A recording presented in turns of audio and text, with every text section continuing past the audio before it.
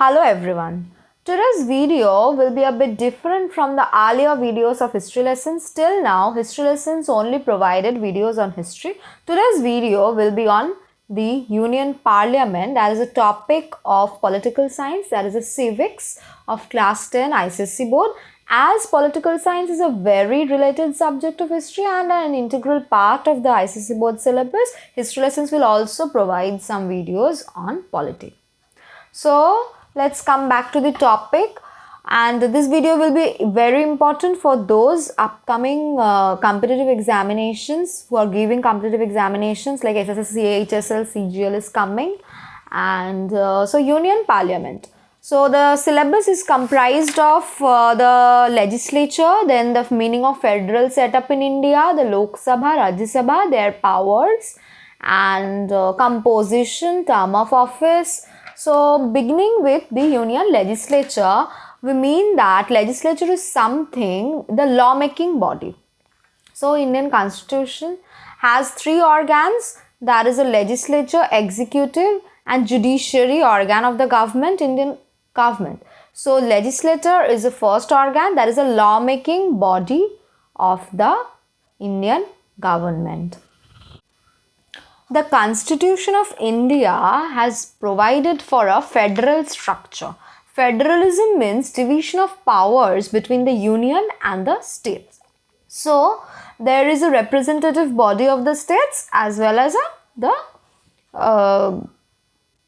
Union Parliament. So, the two houses of the Parliament are Rajya Sabha and Lok Sabha. Rajya Sabha is the upper house which is a representation of the states, and Lok Sabha is the main body where the people is represented. So it means that there is a distribution of legislative, executive, judiciary powers between the union as well as the states. So the federal structure means equal distribution of legislative, executive and judicial powers between the center and the state. And here the role is played by both the houses, Rajya Sabha and the Lok Sabha, as the Rajya Sabha is the representative of states and Lok Sabha the representative of people, which is a lower house.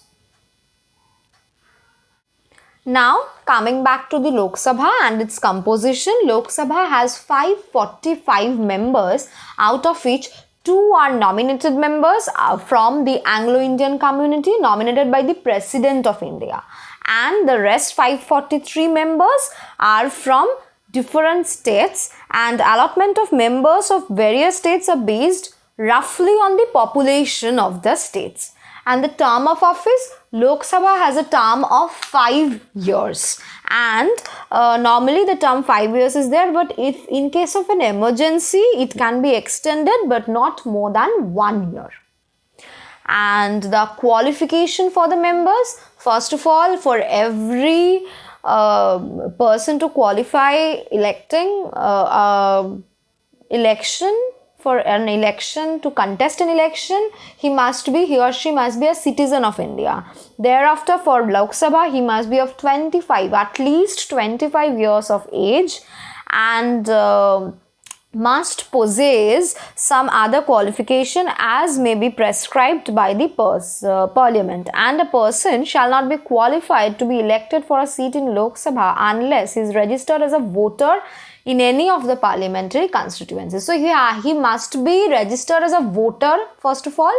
So then only he or she can contest election in Lok Sabha.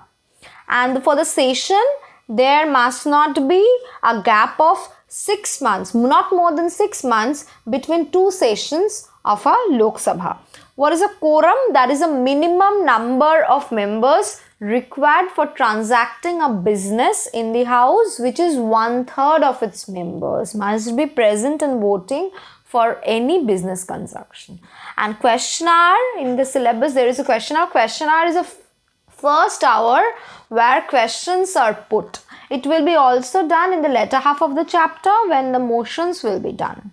So now coming back to who is the head of the Lok Sabha, who presides over the meeting actually, who is the speaker of the Lok Sabha, presides over the meeting of the Lok Sabha. Now the speaker is selected by the house from among its members by simple majority of members and present and voting. The constitution also provides for the office of deputy speaker, who performs the duties of speaker when the latter is absent or while the office of speaker is vacant. The deputy speaker is elected and removed from the office in the same way as the speaker. So the constitution provides for two offices in Lok Sabha. Presiding officers, one is speaker, one is deputy speaker. The speaker presides over the meeting, but in case of any absence, deputy speaker performs the role of the speaker, and he is elected through simple majority of members of Lok Sabha present and voting. Now coming to the second house or the upper house of the Indian Parliament, that is the Rajya Sabha. And there are some other names for it. The Lok Sabha is known as the House of People and Rajya Sabha the Council of States, which can come as short question. So now composition of Rajya Sabha. Rajya Sabha is composed of 250 members, out of which 12 are nominated and 238 are elected members. And out of the 12 members nominated by the president, those are some distinguished persons in the field of literature, science, art, and some other literature, science, art, social service, etc. So the term of office, Rajya Sabha is not a permanent, it's a permanent body. It's called as a permanent body because after every 2 years, 1/3 of its members are like changing, and rest is there. So, and the term of office is of 6 years. It cannot be dissolved by the president, unlike the Lok Sabha. The Rajya Sabha cannot be dissolved by the President of India. It is a permanent body like the American Senate. Here as a comparison is made with American Senate, which is a upper house of American Constitution. So, American government. 1/3 of its members retire at the end of every second year, as I said. It means that the members of Rajya Sabha has a 6-year term. Every 2 years, 1/3 of its members is changing.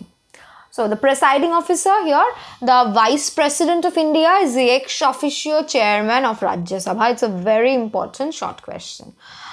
So qualifications, he must be again the citizen of India. He must be of 30 years of age here in Lok Sabha, 25 years, and he must possess such additional qualifications as prescribed by the Parliament, and the required that Rajya Sabha candidate should ordinarily be the resident of the state or union territory from where they are seeking election. So the Rajya Sabha, the member who is contesting election must be of that union territory or state.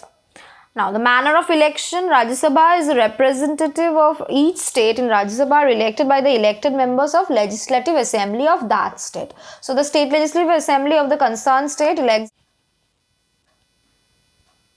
So today we did about the federal setup, the union legislature, the two houses of the Indian Parliament, that is the Lok Sabha, Rajya Sabha, their term of office, composition and all, and their presiding officers. So thank you for watching me. Please like, share, subscribe History Lessons for more historical facts, as well as I today gave the lecture on polity. So do like and share and subscribe. And so thank you.